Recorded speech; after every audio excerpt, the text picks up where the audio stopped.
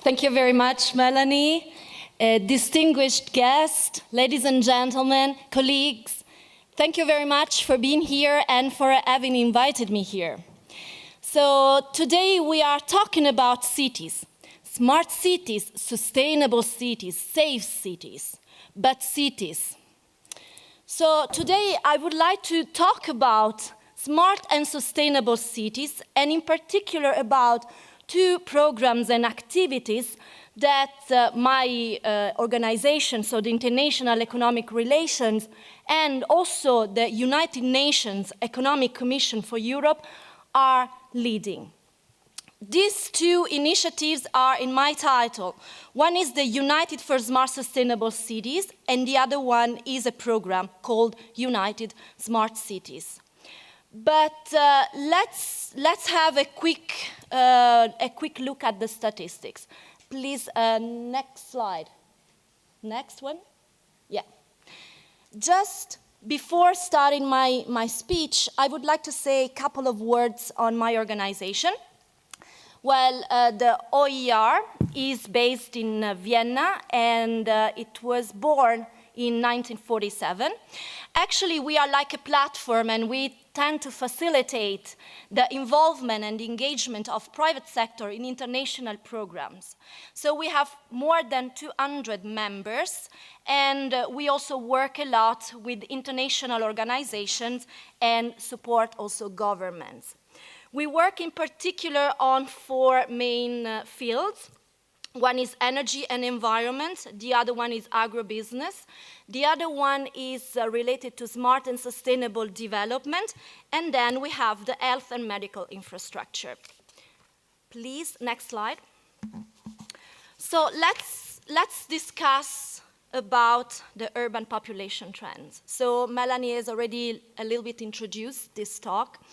Actually, you see here, from the data of the United Nations, there is a big difference. For example, you see on my, on your left side, there is a graph regarding the urban population trends from 1950 to nowadays, but also to 2050. You see that the urban population has raised a lot. 30% were living in cities in 1950, and 67% will be living in cities in 2050. So there is a big increase. You see in the circle on your left side that there is a big increase in the population in 2050. We will reach 9.7 billion people living in cities. You see, nowadays, we have some regions which are, of course, more urbanized than others. For example, North America is the most urbanized region. Then we have Latin America. In Europe, we just have 73%, and we conclude with Asia and Africa.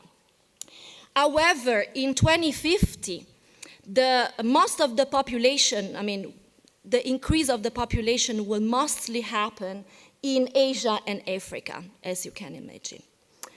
We also have, at the bottom, some 2 graphs regarding cities.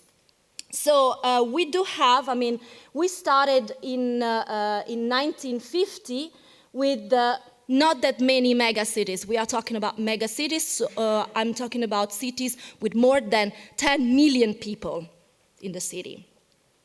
So we are now in 2014, when we have 21 megacities. We will have 45 megacities in 2050. So it's a big increase. Please, next slide. Of course, urbanization brings a lot of challenges. Cities are responsible for 60% of the world GDP. Fine. But at the same time, they are responsible. In particular, we are talking here of the UNECE region, which is the region including Europe, North America, and former Soviet countries, Israel and Turkey. they are responsible just for this region of 45% energy consumption and 40% of greenhouse gases emission globally. So you can understand our region is quite responsible for this. A lot of challenges brings urban and urbanization. So, of course, I mean the consumption, but there is overpopulation, in particularly in Europe. There are difficult conditions for citizens. There is an increase of informal settlements, illegal settlements, and so on. There are issues regarding the conversion of land into what we call the built environment, so with the construction of buildings and industries and so on. And there are mobility issues and sometimes lack of infrastructure in some areas. And definitely a very, very important topic is housing and housing issues in the cities. Please, next. What is the good recipe for change? Well, we don't have the perfect solution, but definitely some aspects can support, can help. So we need long-term political commitment to enable the change, because without the political commitment, we cannot create the right framework for the stakeholders to work. Then we need data and research to support the change. Definitely the work of academia is very important, and specifically in the matter of smart cities, where not even a definition is clear, definitely their support is very important. Then we need human and financial resources also to implement the change, and partnerships to sustain it.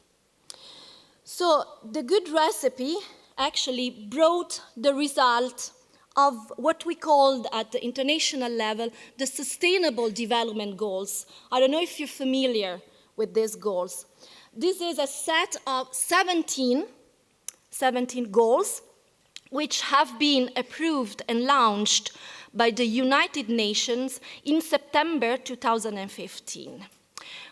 In order to create these goals, actually all the stakeholders have been involved. So this is, let's say, a cooperative work, which now is going to be put in practice and implemented. I don't know if you can see it, but the goal number 11 regards cities and human settlements. So this is, the goal that must affect our work. Please, next slide. So, as I said before, there are many definitions of a smart city, but what is a smart city? Okay, there are different names: smart city, intelligent cities, innovative cities. There are different names. There is not even a clear definition of a smart city. However, everybody agrees on kind of some common features. A smart city is a city that technologically tend to implement its competitiveness and also wants to ensure a more sustainable future for its people. And the second concept is more related to a systemic approach. A city, in particular smart cities, is an interconnection of other systems. In fact, I will make an example. When we decide to build, let's say, a building, to construct a building, we cannot just think about the building itself. We have to talk about the planning, where the building should be created, the infrastructure, energy infrastructure, the water pipes, they have to arrive there, the wastewater treatment as well, or let's talk about mobility, buses and trains that should get there, and the construction of public areas or green areas, parks, schools, and so on. So you see, we cannot just think about a building. We have to think about a system of systems. And that's a city. That's the complicated word of a city. Everybody agrees that for smart cities, they should include at least one of the following characteristics, and you can see them listed there. Smart governance, smart people, smart living, smart mobility, smart economy, and smart environment. Please, next. So, in order to support the Sustainable Development Goal number 11, and also to support member states of UNECE, but also from ITU. ITU is the International Telecommunication Union, which is the United Nations specialized agency for the telecommunication, actually convened and developed a definition of smart cities. Actually, this definition doesn't claim to be the perfect one, but at least supports our member states to, to define it and to see what it is. So you can read the definition there, so I won't read it there, but I underlined some important words, some features of smart cities for United Nations. A smart city should be innovative, technologically, in particular with ICT, but not only. It should aim at the quality, at increasing and improving the quality of life of people and efficiency of the urban operations. At the same time, it should enhance its competitiveness, and it should also think about the present and the future of its people. Please, next. According to my experience, I kind of try to list what cities needs, what some cities needs. Well, definitely some cities want to have or to introduce new technologies which are reliable and affordable and new. In some cases, technology already exists. However, to reduce their environmental footprint and impact, they want as well to expand their economic opportunities, but at the same time saving financial resources. And they want to bridge collaboration among the stakeholders and to increase their attractiveness. But at the end of the story, cities want to improve the conditions and the quality of life of its people. In order to achieve that, the United Nations, and together with my organization, had launched two big initiatives. One is here, and it's called United for Smart Sustainable Cities, and it's a global initiative. And the other one is a program, and it's called United Smart Cities. Please, next. Okay, let's discuss about these two activities more in detail. So what is the initiative? United for Smart Sustainable Cities is a platform. It's a platform for stakeholders. And also its aim is to facilitate the transition of cities into smart sustainable cities. So this initiative wants to give some policy advice, in particular for political commitment. It was launched on the 18th of May, last year, and nowadays includes 16 UN organizations and entities who are working together with this initiative to provide one UN approach to this topic. You can visit also the website of the initiative, and you have the link over there. It's hosted at ITU website. Please, next. In the initiative, I don't want to go in detail in this, but you can see there are, the initiative is working with 3 working groups. There are 3 different topics, and they are discussing several issues. You see, working group 1 is more focused on the policy advice, but at the same time is also working on urban planning. Then we have the working group 2, which is focused on the smart living, mobility, and environment, and working group 3, which my organization is co-chair, co-leading. smart governance, smart people, and smart economy. As you see, also the co-chairmen of this initiative are from different sectors, from different stakeholders. And this is also very, very important. Please, next. Well, the objectives of the initiative. We said that it's a platform and we try to give political advice, policy advice. But so we support to create a regulatory and institutional framework.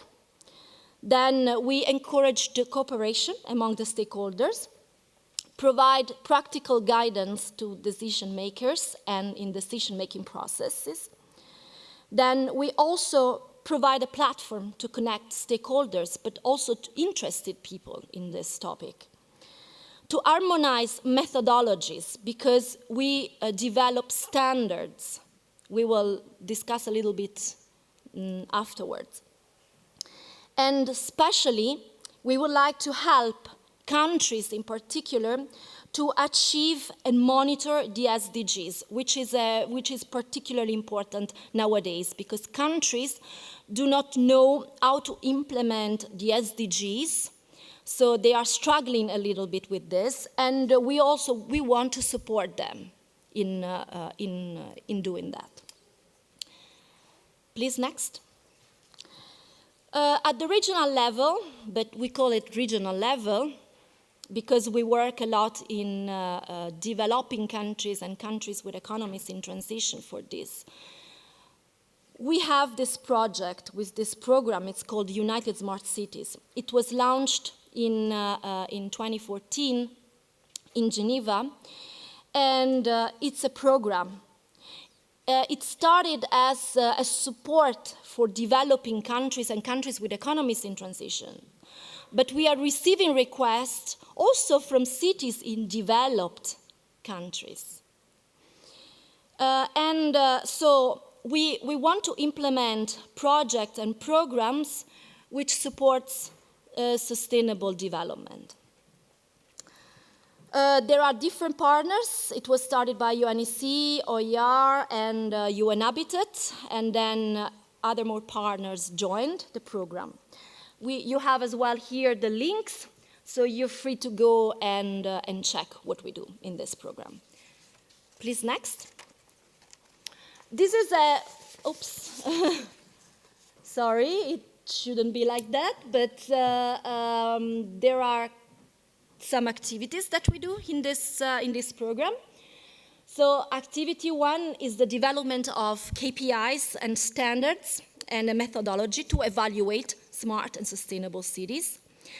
And at the same time, we also cross-sectorial cooperation with the private sector, academia, and the other stakeholders.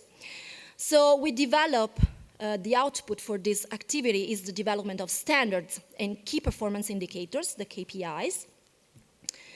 Then activity number two is regarding city assessment. So we do what we call the smart sustainable city profiles for cities that request it.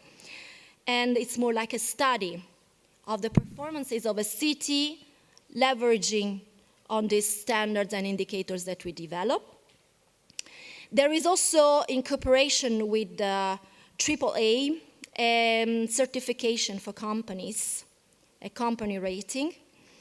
And we are creating, together with other companies, what we call the Global Industry Advisory Board. And this is also very, very important also to supervise the initiative and the work that we do on this. The activity number three is the implementation of the recommendations. So for cities that have this profile developed, also we support them to create, and to implement the recommendations and the priorities. The activity number four is the monitoring and benchmarking of this thing in an online platform. But we also would like to create an investment facility where we can have a fund, and also cities and stakeholders can apply to this fund with projects, and we can invest on these projects. At the same time, we do capacity building and trainings to local administration, national authorities, and so on. Please, next. So what are the objectives? So United Smart City, the program, actually aims to be the implementing arm of this initiative. So we would like to promote the transfer and the knowledge transfer, the technology transfer, in particular to cities in countries, in developing countries or countries with economies in transition. We also would like to establish partnership at international, local, and national level, identify and support implementation of priority actions, identify and develop financing mechanisms for cities, and also we would like to extend the concept of smart and sustainable cities to countries with low or medium income. And at the same time, we do also capacity building and awareness raising in these cities. Please, next.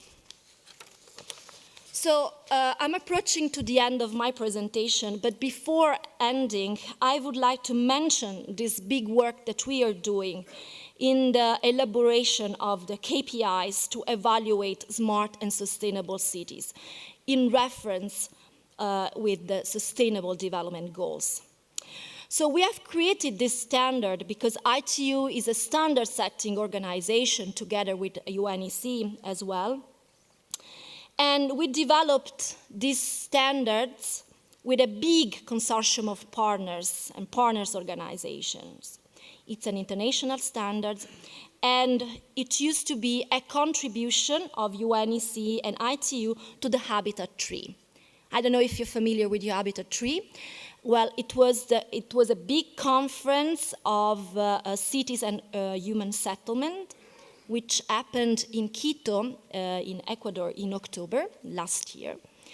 And its aim was about, the launch and the creation of what we call the new urban agenda. Also at European level, there is also the European urban agenda, and this European urban agenda was also created and was fueled into the Habitat 3 new urban agenda.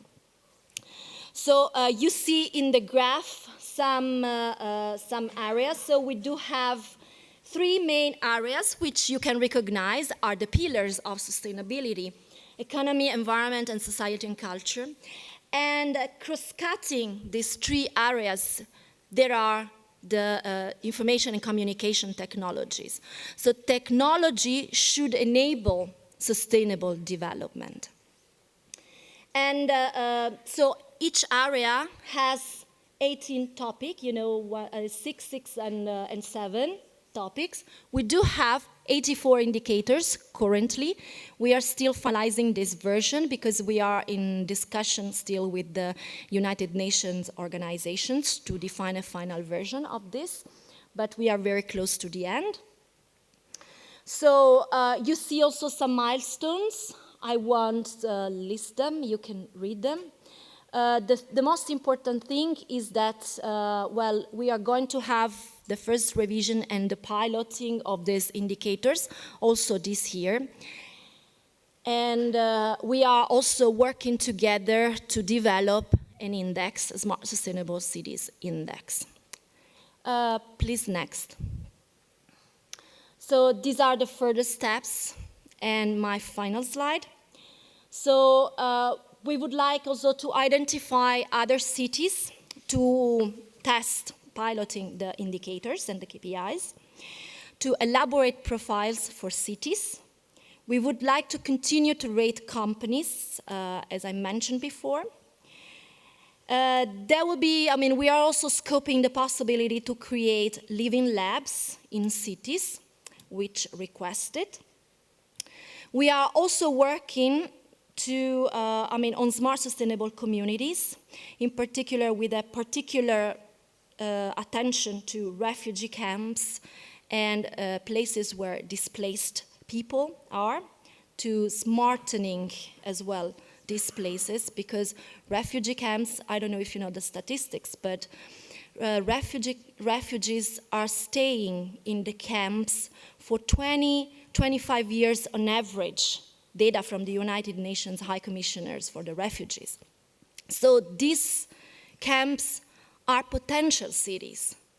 So we have to think about also these camps if we want really to smartening our cities and our world.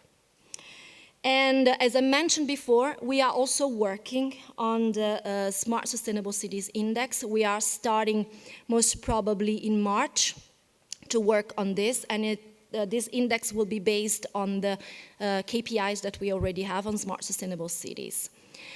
So this is my final slide. Please, next. So you have here my contacts. If you want to know more, please feel free to send me an email, drop me a line, and I will be happy also to reply to your questions after the roundtable, the first roundtable. So in the meantime, thank you very much for your attention.